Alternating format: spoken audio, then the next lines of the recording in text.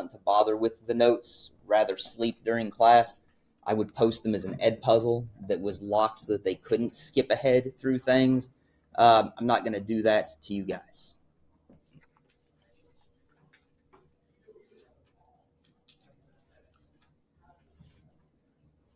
If we're going to talk about the modern democratic state, we need to first talk about what is a state. And this part is kind of what we should already be familiar with. And we're going to do this both for modern states and then democratic states. We're going to talk about like the ingredients, the characteristics it takes to be a modern state. You guys know that needs to be, one of those characteristics is a population. Now, that group of people can be lots of different things. It can be a nation, which you probably learned about in world history class, which is a group of people who think of themselves as a national group based on different things. It could be shared history, language, religion, culture.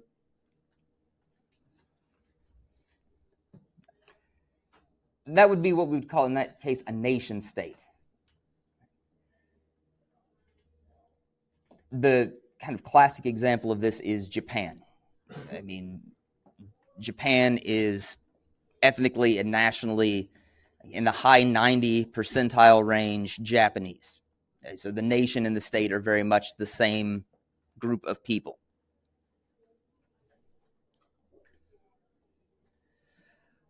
It may not be a nation. We have examples of nations that don't have a state. The Kurds have Kurdistan that overlaps Armenia, Turkey, Syria, Iraq, Iran. They have no state of their own.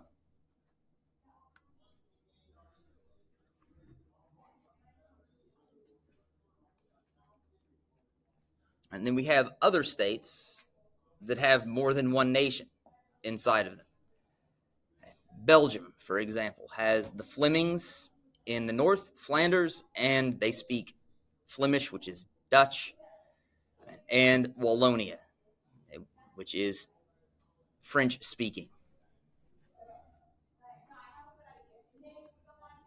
And you guys probably know Belgium, if anything, for delicious chocolate. But they also have a lot of conflict between those nations, especially over language. All right. Modern state, of course, also has to have territory defined by borders. And so whatever else you think of Donald Trump's views on borders, when he has said in the past, no borders, no country, he's not wrong about that. A state has to have defined areas set by established borders.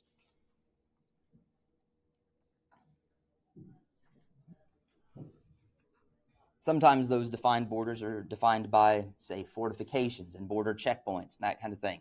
Other borders, like the one between the United States and Canada, is really unfortified. It might just be a barbed wire fence put up by farmers that separates the two countries.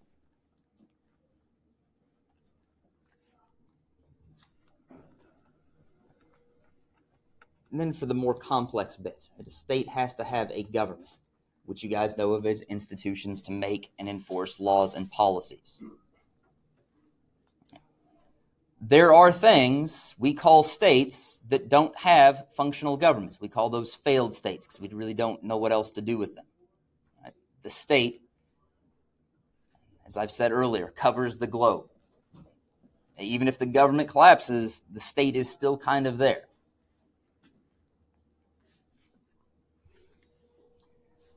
And fourth, you have to have sovereignty, which is, we've seen it as a concept. It means that the government within the state is the ultimate authority. No one else can tell what that government to do within its own borders. And that's why we talk about sovereignty as a legal status. It means that all states are legally equal. A tiny city-state like Singapore, in the eyes of international law, has just as much a right to be the ultimate authority within its own boundaries as the militarily most powerful state on earth, the United States.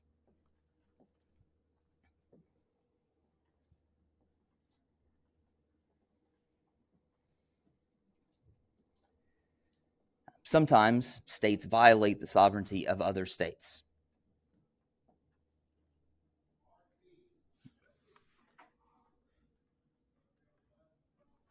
This kind of thing happened in the 1990s in the Balkans when the Serbs were carrying out ethnic cleansing and genocide of other ethnic groups in Serbia and other territory in that region.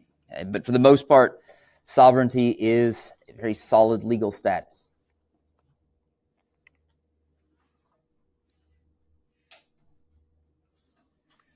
That's the state.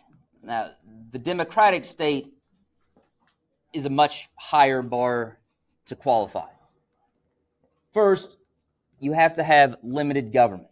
And this is kind of the homework I gave you yesterday was meant to prepare you to understand some of these ingredients.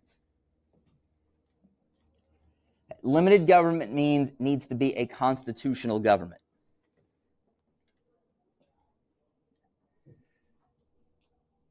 As a document, the Constitution explains how the government is supposed to work.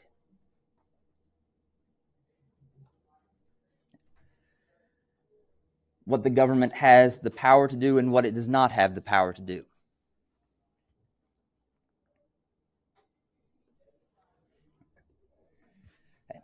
So in terms of what it can do, its powers. In terms of what it can't do, often we're talking about the rights of citizens. Things the government can't do to its citizens. Like in the United States, we have the 8th Amendment to the Constitution says the government cannot punish you in a cruel or unusual way. It doesn't have the power to do that. Constitutions also frequently explain duties of citizens. Now, in the case of our Constitution, a lot of that is pretty limited. One of the things you can't do is commit treason. You can't be extremely disloyal to your country.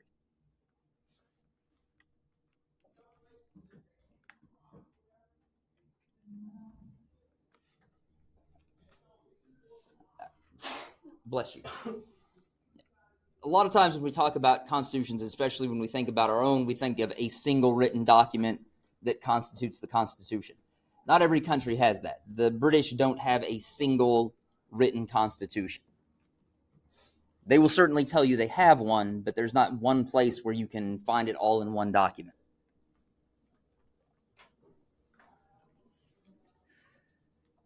Part of a limited government also rests on separation of powers, where you have those 3 separate branches. And here I'm kind of giving you just a little bit for my own sake. There's a lot to fit on this slide, some of the kind of abbreviations that I use. And if I'm abbreviating separation of powers, if you have to write it several times, SOP would be what I would use.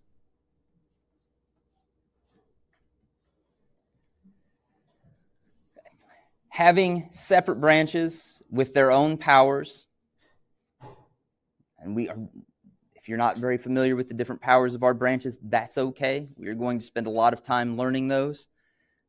But the branches having their own separate powers allows what we call checks and balances,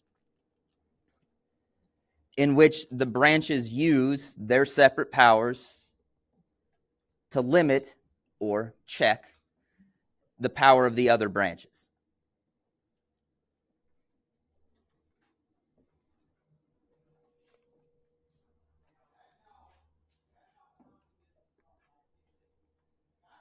This encourages compromise within the government.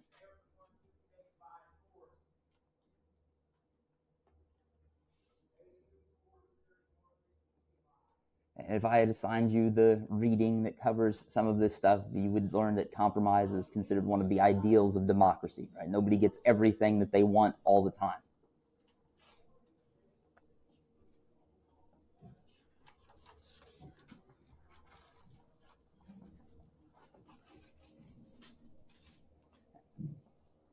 Third is rule of law. And kind of seen that in some of the principle of establishing justice in the preamble. Rule of law means the law is fair. You would have also seen this in the homework from yesterday, and it is applied to everyone.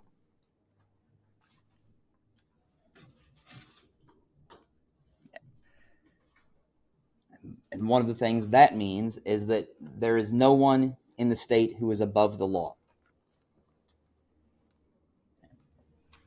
To the point that even the most powerful leaders in the United States still have to follow the laws.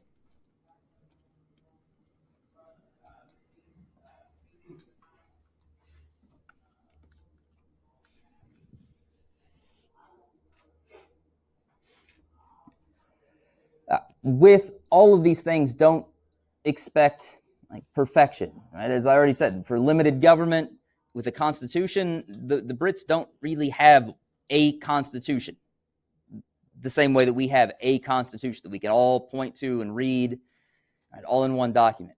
Separation of powers also looks very different from place to place.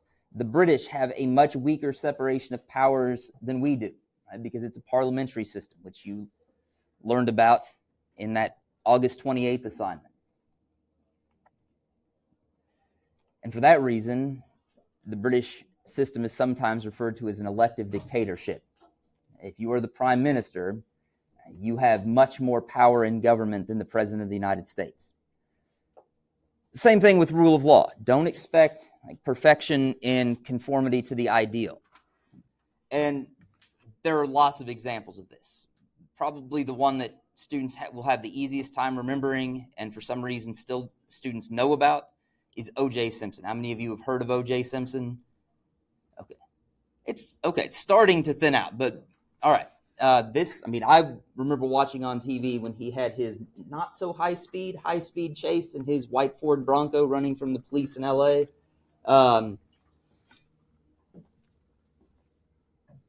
O.J. Simpson, when he was tried for, if you're vague on the details, O.J. Simpson was charged with the murder of his ex-wife and his ex-wife's friend. O.J. Simpson had quite a bit of money. He'd been a professional football player. He'd also been an actor in movies, particularly, at least for me, the very hilarious Naked Gun comedy detective movies.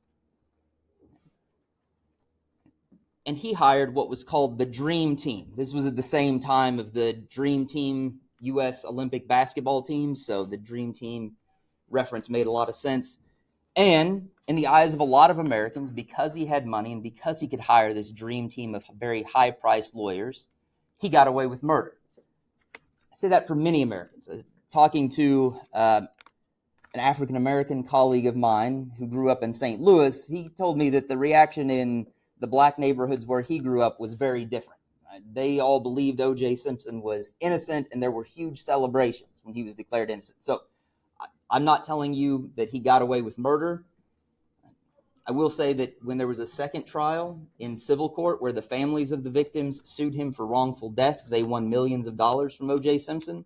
So still a little unclear on that. But that rich O.J. Simpson, you can think of as perhaps getting away with murder because he was rich and famous. But after he spent a lot of money on that dream team, lost the civil case and had to pay millions of dollars to the victims' families, he's not rich anymore. He starts selling off some of his NFL and college football memorabilia to raise money. But then he gets the idea that he'd kind of like it back. And so he breaks in to some places of the people who had bought the stuff, and he steals it back. And he gets arrested, and he gets tried. And now O.J. Simpson doesn't have all the money to hire the Dream Team lawyers.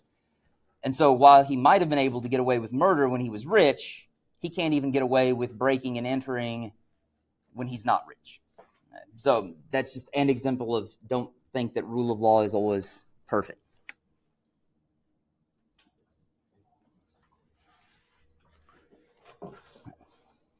So the first ingredient was limited government. There are lots of little things within what it means to have limited government. Second ingredient is popular sovereignty. Okay, and here sovereignty means pretty much the basics, what it meant in terms of a state. Here, right, the people are sovereign. The government gets its power from the people. That's the social contract. And we give up some of our freedom to do what we want, to empower a government through the social contract. But, right, especially if you're thinking about this from the perspective of lovely Locke and not so much from hard-hearted Hobbes, the people still are the source of the power. And they can take it back and they can use it. And most of the way in modern democratic states that citizens exercise their power, their popular sovereignty, is through elections.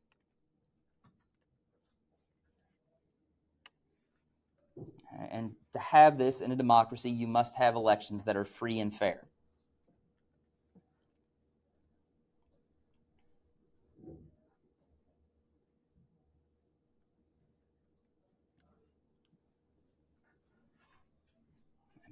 And we do have free and fair elections.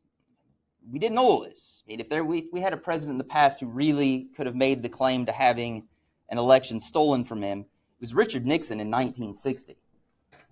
Some of those political bosses in places like Chicago, there is very clear evidence that they rigged elections in those places. That was 1960. We have free and fair elections in the United States now.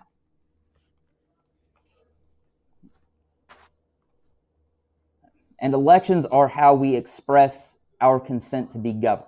Because if you're wondering, like, where this social contract thing, like, I don't remember ever signing a social contract with the government of the United States. You won't.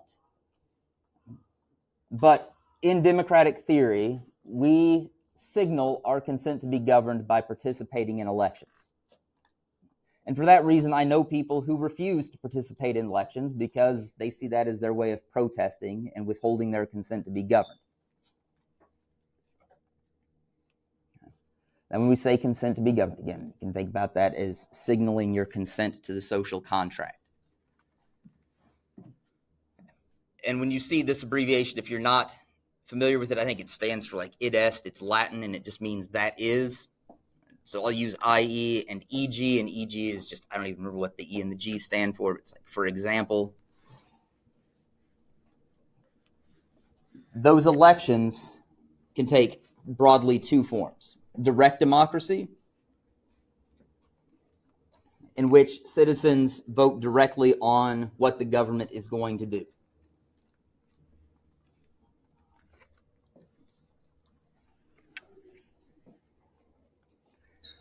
This happens for the most part in small political units, cities, right? Municipalities, so towns, cities.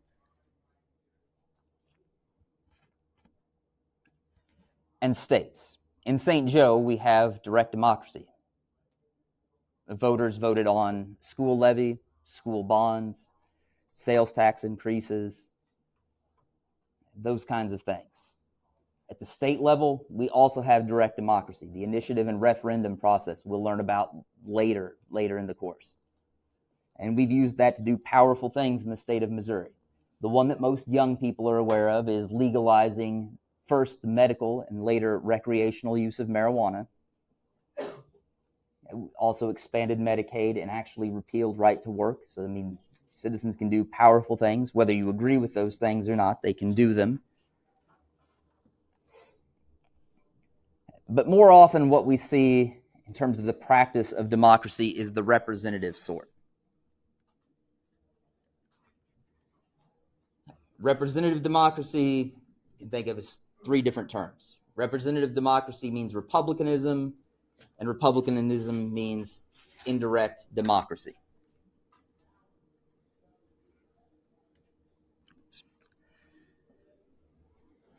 We elect representatives to decide on government policy for us. And that's what we do. We do that at the local level through city councils, county commissioners.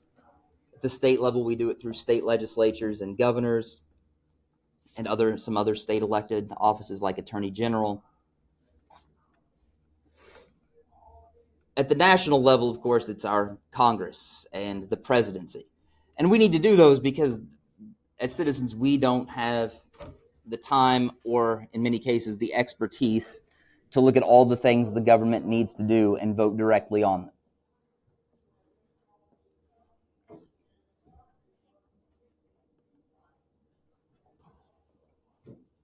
Ingredient 3, majority rule. Now, in some cases, I'll tell you what the ideal is. So the ideal here comes from Jean-Jacques Rousseau. He's an Enlightenment thinker. Started out life in Switzerland. We can also think of it as the will of the public or the will of the people. The idea here is what the government does should be what the public in general wants it to do.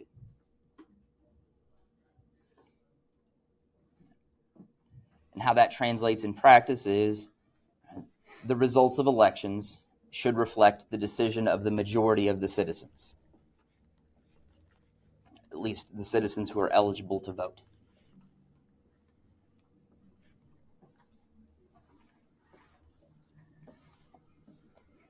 There are exceptions.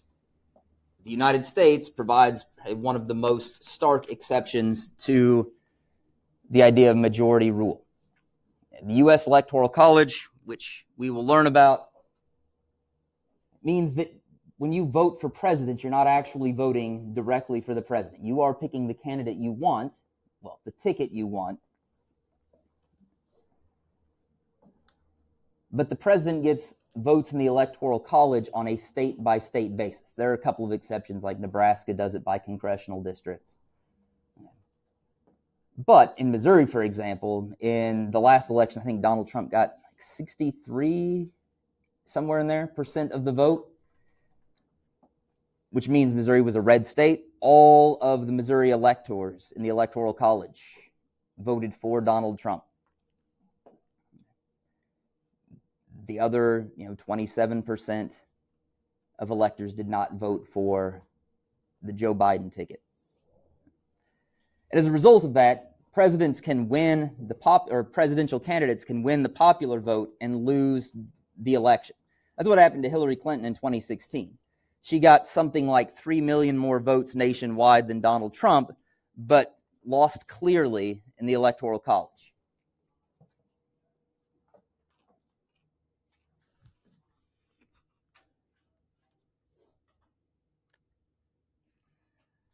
Now we balance, this is kind of where compromise, the ideal of compromise comes back in. We balance majority rule with minority rights. And the ideal that's associated here is that in democracies, all individuals have value. And all individuals should have equality. And remember, limited in what we mean by equality. Typically, we are talking about equality of opportunity and equality before the law, not equality in life outcomes.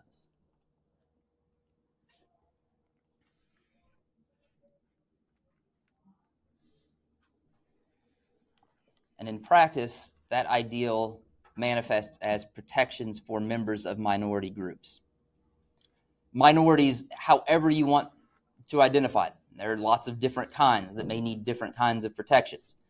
Racial minorities, religious, ethnic minorities, ideological minorities. Even if those minorities are very, very small or very, very unpopular.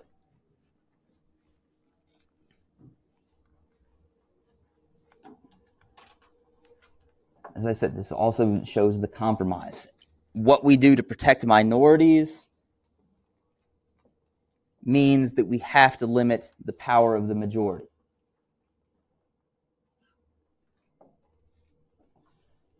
And one example of how this is done is by protecting minorities in ways that are difficult for the majority to change.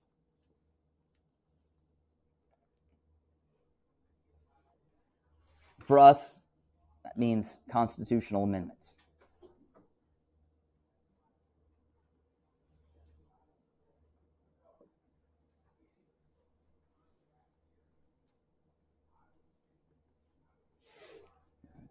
And an example there would be the 13th Amendment outlawing slavery in the United States. Even if a majority in future would want to enslave some group, because it is so difficult to change the Constitution, a majority would practically find that impossible.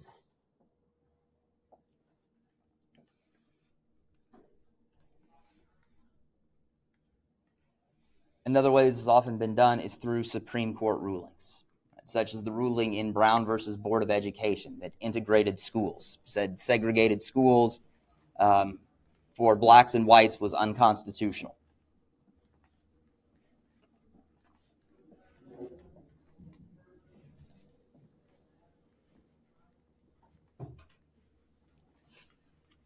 Another example, and this is where we can talk about an ideological group that is very small and very unpopular, the Ku Klux Klan, right? A white supremacist group, an anti-Semitic group, anti-Catholic group.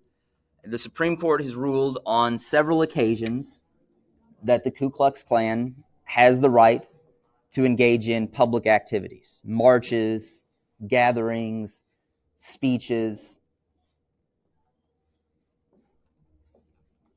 Those are protected by the First Amendment, your right to free speech.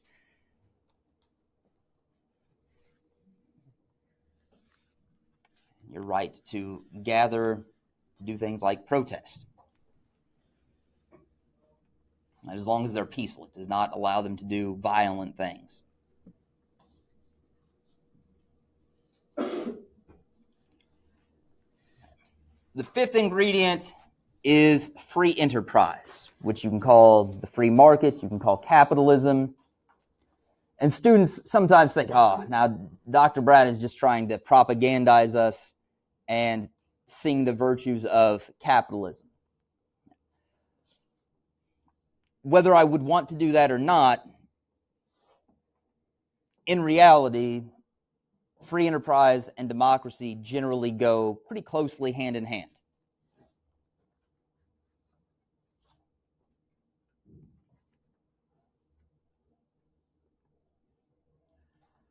And the ideal this is based on is liberty for the individual, right? Individual freedom. So what is free enterprise? One, it means private ownership of property, but more specifically in terms of enterprise, it means private ownership of capital goods. What are capital goods? Capital goods are properties that people use to make more money. So a farm is a capital good. The equipment used to grow and harvest crops on that farmland are capital goods. Factories are capital goods. So are patents, right? Someone's invention, right? Their intellectual property is something they have a right to, at least for a period of time set by law, in which they can use their patent to make money. Because nobody else can use whatever their invention or idea was without paying for it and getting permission.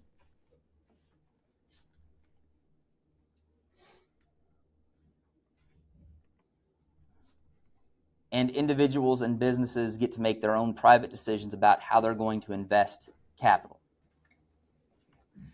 In a free enterprise system, we allow the pursuit of profits to be the thing that drives decisions about how investments are made.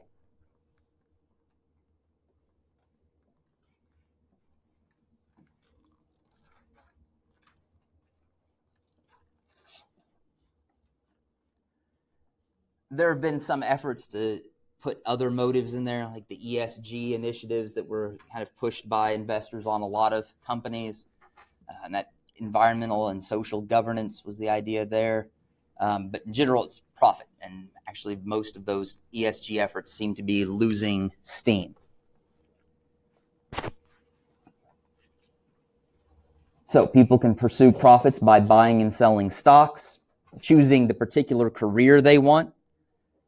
If you want to make money, you can find the career that will make you the most money, and you can do what it takes to get into that career. Unless, like me, when I was 8 and 9 years old, thought I was going to be a professional basketball player, which was a ridiculous thought at the time. Some of you are smiling because you know that, right? You can see what I look like now. But back then, there was a basketball player named Muggsy Bogues. He was 5'3" and he could dunk. And there was Spud Webb, and he was 5'7", and he was in the slam dunk championships. I thought I had a shot as a short kid. Turns out those two men had something I clearly lack, and that is talent. But I could have pursued professional basketball if I'd wanted to, right? Because I can freely decide how I'm going to invest. Or you can open a business, and you can close a business if it's not getting you the profits you want. Government is not making those decisions.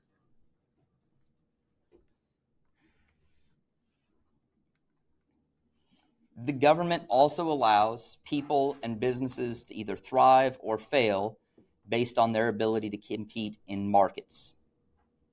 And markets is just kind of another way of saying the economy, where things are bought and sold. So the idea here is that the government does not pick winners and losers. The government does not choose some companies and help them succeed while others lose. Maybe lose because of the things the government does on purpose to cause them to lose.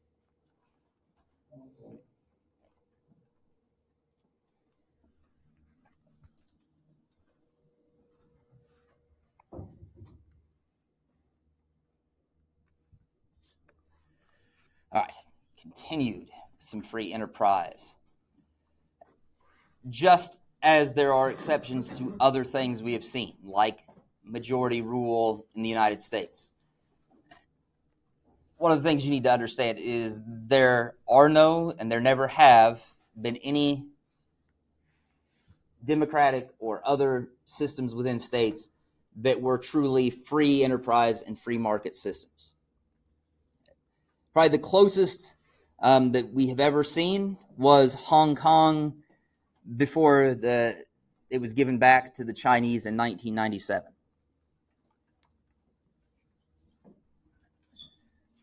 Obviously, Hong Kong is a city, essentially. I mean, we're not talking about a big part of the world where the free market was almost achieved.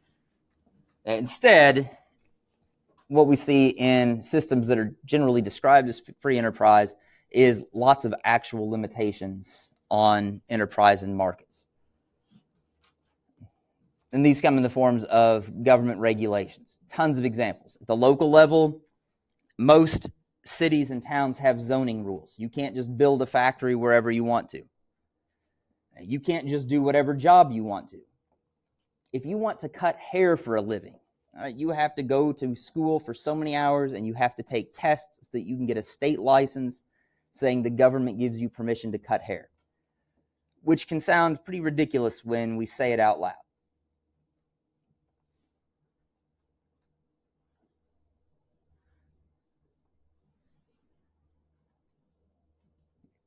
And those are just a couple of examples. And at the state level, it's another couple of examples. You can have environmental rules. I'm not sure that there are many products you can pick up on a store shelf that don't come with a P65, Proposition 65 warning saying that the state of California identifies this as a product that could cause cancer or something or other reproductive harm. It can also be labor laws, right, that say maybe a state is a right-to-work state, right, where unions cannot require people in a union business or a union shop to join. Or you can have states that say businesses have to allow unions to unionize a business and require employees in that business to belong and pay dues to the union. And there's overlap. Of course, we have national environmental laws. We have antitrust laws that say businesses can't buy up other businesses until they have a monopoly.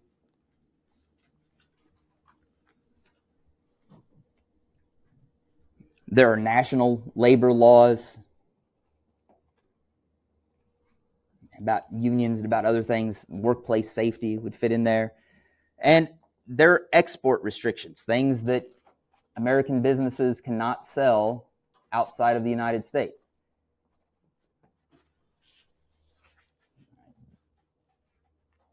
For those of you that enjoy hunting or target shooting, right? If you've got like a red dot sight for your pistol or rifle or shotgun, there's a fair chance that the box that thing came in has an export restriction warning, say that it is not allowed to be sold outside of the United States. We wouldn't want terrorists to get them.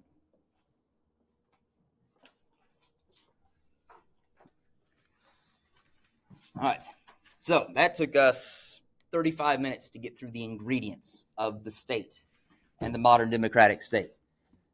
Now we have to figure out how we assembled those ingredients to form the modern democratic state.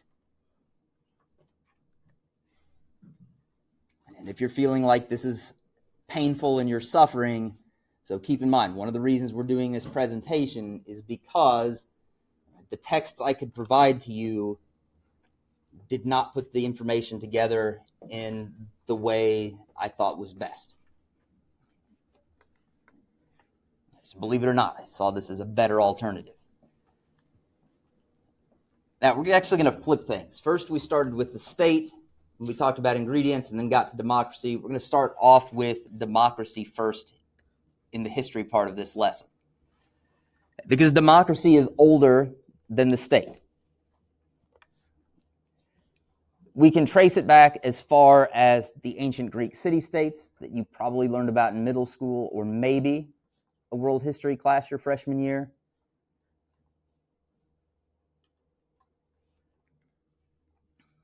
So we're talking about close to 3,000 years ago. There was democratia, or rule by the people. That is what democracy means. Athens is kind of our key example of this. And in Athens, they practiced direct democracy.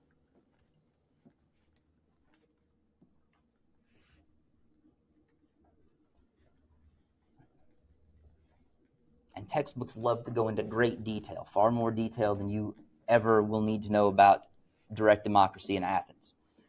The short version that I want you to have is that the citizens who were eligible to vote had to meet frequently, 40 times a year. It's kind of a rough estimate. When they met, they had to discuss policies that the Athenian government might do. And then they voted directly to decide what those policies were going to be.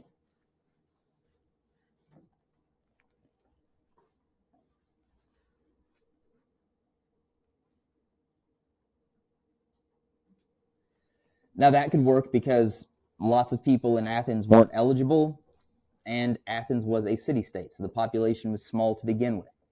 And governments were relatively simple in that time.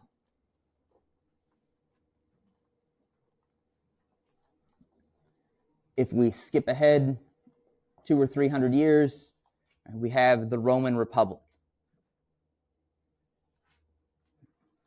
which was a representative democracy.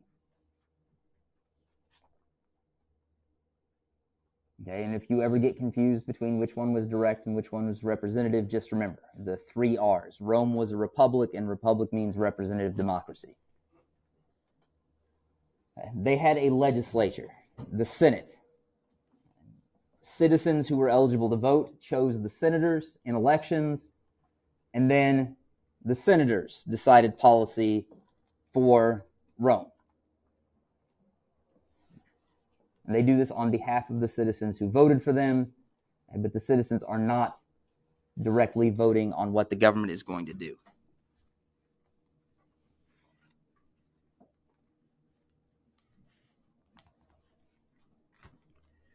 And that is, of course, how most decisions are made in democracy. They're made in the representative parts of it, especially at the national level.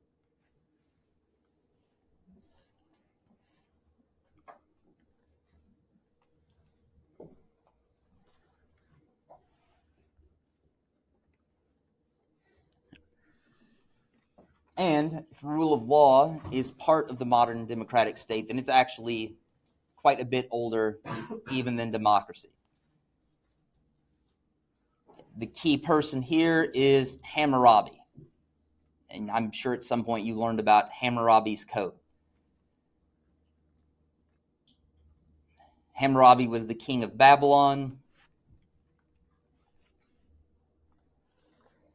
And Hammurabi's Code is the first example we have of law that was written, publicly known. The law was on display for people to see, and it was a pretty permanent form of law. It was quite actually carved into that stone column, and that's kind of what it looked like. I mean, that is not kind of what it looked like. That is a section up close of the written law.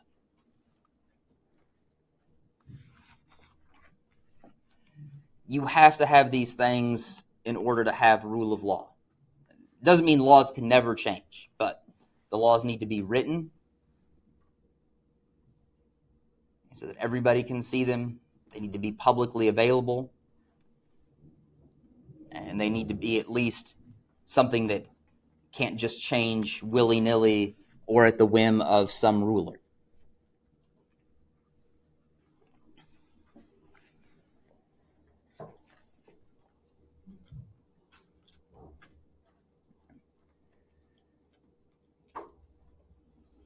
Uganda, under the rule of Idi Amin, did not have rule of law because Idi Amin would just make up new laws while he gave speeches. He was, if not actually, essentially illiterate, so he's not writing laws. What you would have standing at the back of a crowd where he is making a speech would be some officials in the government who would be scribbling down laws as they came out of his mouth. Right? So they could change every time he gave a speech. Okay, we will stop there. Now remember, you've got your quiz over the 28 August. Why was the clapping for me or just because the notes are over? The notes are over? Okay. I appreciate your honesty.